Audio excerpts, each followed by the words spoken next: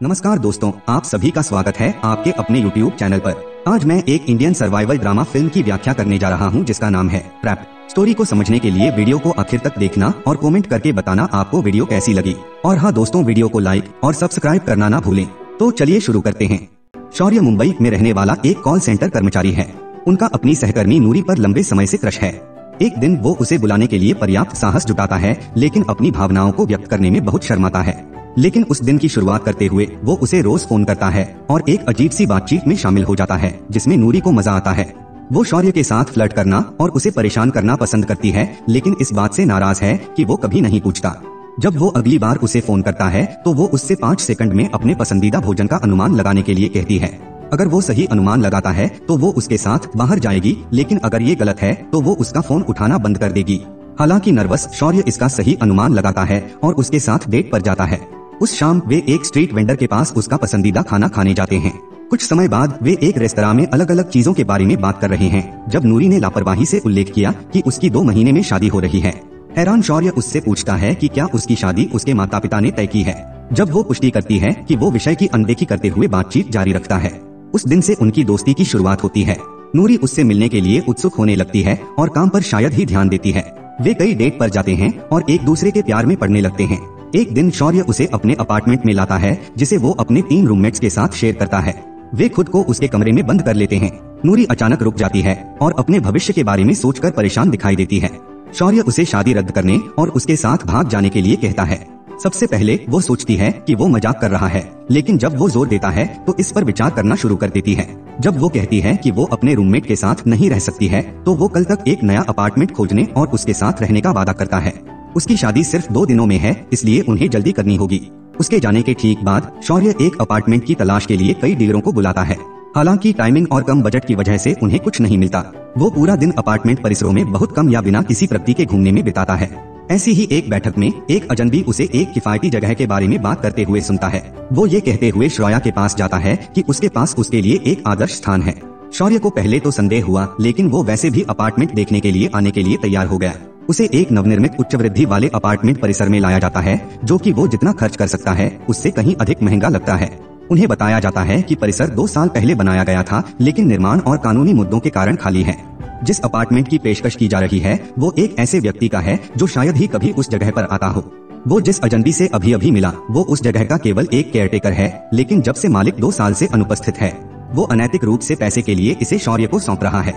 शौर्य को परेशान करने वाली विशाल इमारत में रहने वाले दंपति ही अकेले लोग होंगे, लेकिन जब वो अपार्टमेंट पर नजर डालता है तो वो उससे जुड़ी सभी स्केच वाली बातें भूल जाता है। ये एक शयनकक्ष, एक रसोई घर, एक बैठक क्षेत्र, एक स्नान घर और एक बार वाली बालकनी के साथ विशाल है। वो स्थान स्पष्ट रूप से उस कीमत से कहीं अधिक मूल्य का है जो वो चुका रहा है। वो सौदे को अंतिम रूप देता है और जगह की चाबी प्राप्त करता है। उसके बाद वो अपने पुराने स्थान से अपना सामान पैक करता है, लेकिन अपने रूममेट्स को अपनी भागने की योजना के बारे में नहीं बताता है। वो सिर्फ ये दावा करता है कि वो कुछ दिनों के लिए घर जा रहा है और चला जाता है। अपने नए अपार्टमेंट में वो एक गद्दा बिछाता है, कमरे को थोड़ा साफ करता है और अगले दिन नूरी को आश्चर्यचकित करने की उम्मीद में सो जाता है। उसने अपना फोन चार्ज करने के लिए लगा दिया है, लेकिन बिजली कट जाती है। अगली सुबह वो देर से उठता है और जल्दी से अपनी सुबह की दिनचर्या करता है। उन्होंने आगे देखा कि कोई भी नल काम नहीं कर रहा है और अपने दांतों को ब्रश करने के लिए बोतल बंद पानी का उपयोग करता है। कुछ मिनटों के बाद वो अंत में अपार्टमेंट से बाहर निकलता है और उसे ताला लगा देता है। हालांकि उसे अपना फोन लेने के लिए फिर से अंदर भागना पड़ता है। वो चाबी लेना भूल जाता है और गलती से खुद को अंदर बंद कर लेता है। नूरी उसे कॉल करती है और पूछती है कि उसे देर क्यों हो रही है। शौर्य समझाता है कि वो कुछ ही मिनटों में वहाँ पहुँच जाएगा, लेकिन उसे ये नहीं बताता कि वो इसे कहाँ रखना है। जब कॉल समाप्त होती है और वो बाहर निकलने की कोशिश करता है तो उसे पता चलता है कि वो मुश्किल में है। उसने जबरदस्ती ताला खोलने की कोशिश की, लेकिन असफल रहा।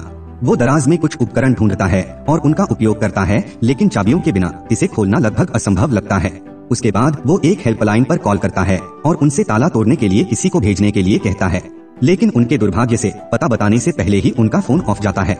वो इसे फिर से चार्ज करने की कोशिश करता है, लेकिन बिजली गुल होने से मुश्किल होती है। शौर्य समय के साथ और अधिक चिढ़ जाता है और उसे तोड़ने के लिए दरवाजा पीटना शुरू कर देता है, लेकिन फिर भी असफल होता है। इसके अलावा वो इस प्रक्रिया में अपना हाथ चोटिल करता है। क्षण भर बाद वो बालकनी में आता है और चौकीदार को बुलाता है जो यातायात के शोर और ऊंचाई के कारण उसे नहीं सुन सकता। शौर्य अंत में दर्ज करता है कि वो अपार्टमेंट में फंस गया है। नूरी के साथ भागने की उसकी योजना विफल हो गई है, क्योंकि वो शायद सोचेगी कि वो प्रतिबद्धता से डरकर भाग गया है। वो अपने बचे हुए थोड़े से बोतल बंद पानी से घाव को साफ करता है। अपने फोन की बैटरी चार्ज करने की उम्मीद में वो इसे धूप में बाहर रखता है, लेकिन ये कुछ नहीं करता है। इसके बाद वो मदद के लिए चिल्लाना जारी रखता है। घंटे बीत जाते हैं, लेकिन उसकी कोई नहीं सुनता। रात में वो बिस्कुट का पैकेट खाता है और सो जाता है। जब वो अगली सुबह उठता है, तब भी बिजली गुल रहती है और नल भी काम नहीं कर रहे हैं। वो फिर से घर में अपने पास मौजूद हर चीज के साथ दरवाजा खोलने की कोशिश करता है। कुर्सी और पंखा फेंकने के बाद भी वो हिलता नहीं है। शौर्य अब बाहर निकलने के लिए कड़े कदम उठाने को तैयार है। वो दीवार पर लगे टीवी को अनप्लग करता है और बालकनी से फेंक देता है। ये जोर से धमाका के साथ नीचे उतरता है, लेकिन पहरेदार को फिर भी इसकी भनक नहीं लगती। बाद में वो सारे बिस्कुट खा लेता है और उसके पास बहुत कम या बिल्कुल पानी नहीं रह जाता है। वो रसोई के शेल्फ के ऊपर कार्डबोर्ड के कई टुकड़े देखता है और एक योजना के बारे में सोचता है। अपने टूथपेस्ट का उपयोग करते हुए वो उन पर मदद और इमारत का नाम लिखता है और उसे बालकनी से गिरा देता है। उसकी निराशा के लिए कार्डबोर्ड किसी की छत पर गिर जाता है, जहाँ कोई उसे ढूंढने वाला नहीं है। शौर्य ने उम्मीद नहीं खोई और कार्डबोर्ड के दूसरे टुकड़े के साथ भी ऐसा ही किया, जो दूसरी इमारत की छत पर गिर गया। जब उसके पास टूथपेस्ट खत्म हो जाता है, तो वो संदेश लिखने के लिए अपने खून का उपयोग करता है और बालकनी से 2 और कार्डबोर्ड गिरा देता है। उनमें से एक सीधे इमारत के नीचे उतरता है, जबकि दूसरा किसी की छत पर उतरता है। वो बालकनी पर रुकता है और इंतजार करता है कि कोई उन्हें ढूंढे और उसे ढूंढे। शाम के समय एक महिला छत पर धूप में सूख रहे कपड़े लेने आती है। शौर्य उठ जाता है और उस पर चिल्लाना शुरू कर देता है, लेकिन जब वो कार्डबोर्ड पर ध्यान नहीं देती है, तो वो निराश हो जाता है। रात में वो किचन में जाता है और देखता है कि उसका खाना पूरी तरह से खत्म हो गया है। वो फर्श पर एक चूहे को भी देखता है और डर जाता है।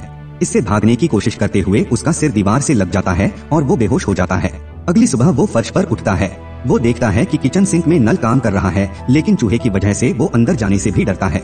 जल्द ही इसमें पानी खत्म हो जाता है और वो निराश हो जाता है। उसने कल रात अपना चश्मा तोड़ दिया था, जिसे वो पजामा के तार से ठीक करता है।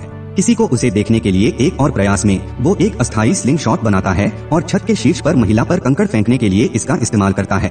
कंकड़ उसका ध्यान आकर्षित करते हैं, लेकिन आसपास कोई नहीं देखकर वो उन्हें अनदेखा कर देती है। इसी तरह एक और दिन गुजरता है। रात में शौर्य अपने कपड़ों का उपयोग बालकनी के बार पर मदद लिखने के लिए करता है और तवे से सलाखों को पीटना शुरू कर देता है। वो सुबह तक करता है, लेकिन उसकी कोई नहीं सुनता। चौकीदार को आखिरकार वो कार्डबोर्ड मिल जाता है जिसे उसने फेंका था, लेकिन वो आदमी पढ़ नहीं सकता, इसलिए वो उसे अनदेखा कर देता है। बाद में पास के घर की महिला को भी कार्डबोर्ड मिल जाता है। वो चारों ओर देखती है, लेकिन शौर्य को उस ऊंचाई से नहीं देख पाती है। वो उसका ध्यान आकर्षित करने की कोशिश में मदद के लिए चिल्लाता है और जब वो उसे अपार्टमेंट परिसर में आते देखता है, तो वो बहुत खुश होता है। महिला चौकीदार से पूछती है कि क्या कोई वहाँ रहता है। उस आदमी का दावा है कि उसने वहाँ 2 साल तक काम किया है और यकीन है कि कोई भी इमारत में नहीं है। महिला अभी भी संतुष्ट नहीं है, इसलिए वो कई मंजिलों तक जाती है। हालांकि खाली जगह ने उसे डरा दिया, इसलिए वो घर लौट आई। शौर्य उसे जाते हुए देखता है और आशा की किरण खो देता है। अंधेरा होने पर वो सलाखों में टंगे कपड़ों को जला देता है। जब वो उड़ने लगता है, तो वो गद्दे को भी आग लगा देता है। वो ऊपर और नीचे कूदता है। यकीन है कि आग किसी का ध्यान आकर्षित करने के लिए बाध्य है।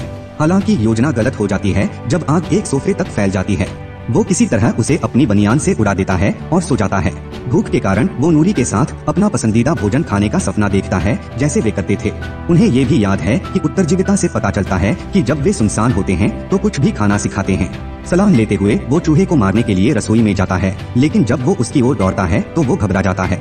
अगले दिन उसे प्यास लगती है, इसलिए वो अनिच्छा से तवे पर पेशाब करता है और उसे पीता है। हालांकि स्वाद उसे तुरंत उल्टी करा देता है। वो पूरा दिन सोने में बिताता है और अगली सुबह भारी बारिश में उठता है। शौर्य जल्दी से कड़ाही में पानी इकट्ठा करता है और उसमें से पीता है। वो फ्रिज, फ्लश टैंक और पेंट के डिब्बे सहित जितना हो सके उतना पानी इकट्ठा करने के लिए एक कंटेनर का उपयोग करता है। अगली सुबह एक कबूतर बालकनी पर उतरता है। अपने एकमात्र मौके के साथ शौर्य गुलेल से मारने और भोजन के रूप में उपयोग करने के लिए उसका उपयोग करता है। हालांकि जब वो इसे त्वचा से निकालने की कोशिश करता है तो उसे घृणा होती है। एक फ्लैशबैक हमें वो समय दिखाता है जब वो और नूरी डेट पर गए थे। जीवन भर शाकाहारी रहे शौर्य का तर्क है कि भोजन के लिए असहाय जानवरों को मारना अनैतिक है। वर्तमान में वापस वो अनिच्छा से पक्षी का सिर काट देता है और उसे भून देता है। वो चूहों के अपने डर पर भी काबू पा लेता है और उसे फंसाने में कामयाब हो जाता है। जब अलगाव उसे सबसे अच्छा लगता है तो वो चूहे से उन सभी तरीकों के बारे में बात करता है जिनसे वो बच सकता है।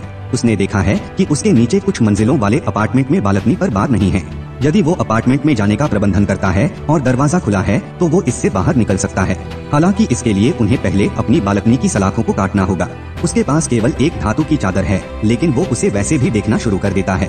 कई दिन बीत जाते हैं लेकिन वो इसे काटने की कोशिश करना नहीं छोड़ता। वो चींटियों, तिलचट्टे और कभी कभी पक्षियों को खाता है। जब चीजें कठिन हो जाती हैं, तो वो उन छोटी छोटी चीजों को याद करने लगता है जिनसे वो डरता था, जैसे कि बस में पसीने से तर लोगों द्वारा धक्का दिया जाना। कई दिनों तक देखने और रेलिंग जलाने के बाद आखिरकार टूट ही जाती है। शौर्य मौका लेता है और सावधानी से 3 मंजिलों की सलाखों से नीचे उतरता है। जब वो अंत में बिना सलाखों वाले के पास पहुंच जाता है तो उसके पैर इतने छोटे होते हैं कि वो अंदर नहीं जा सकता। वो समर्थन के लिए अपनी बेल्ट का उपयोग करता है और अंत में इसके अंदर पहुंच जाता है। बहुत साहस के साथ वो अपार्टमेंट का दरवाजा खींचता है और जब वो खुला होता है तो वो बहुत खुश होता है। वो सीढ़ियों से नीचे उतरता है और अंत में चौकीदार से नजरें मिलाता है। उसके पास 100 बातें हैं जो वो उससे कहना चाहता है, लेकिन वो बस चला जाता है। एक हफ्ते बाद नूरी उससे मिलने अस्पताल आती है। उसे लगा कि उसने उसे छोड़ दिया है और पहले ही शादी कर चुका है। वो उसका हाथ पकड़ने की कोशिश करता है, लेकिन वो उसे हिलाती है, ये जानते हुए कि वे अब एक साथ नहीं हो सकते। कुछ दिनों बाद शौर्य काम पर लौट आता है, लेकिन ये देखकर टूट जाता है कि उसके दोस्तों और सहकर्मियों ने उसकी अनुपस्थिति पर ध्यान ही नहीं दिया था। उस दिन बाद में वो अपने पसंदीदा रेस्तरां में जाता है और अपने पसंदीदा भोजन का आनंद लेता है, जिसे वो बहुत याद करता था। अंतिम दृश्य में वो अपार्टमेंट में लौटता है और टूटे हुए बार को देखता है। इस तरह के और वीडियो के लिए सब्सक्राइब करें, नोटिफिकेशन ऑन करें और चैनल को मदद करने के लिए लाइक करें। वापस कल मिलते हैं एक नए मूवी के साथ। तब तक के लिए take care and bye bye.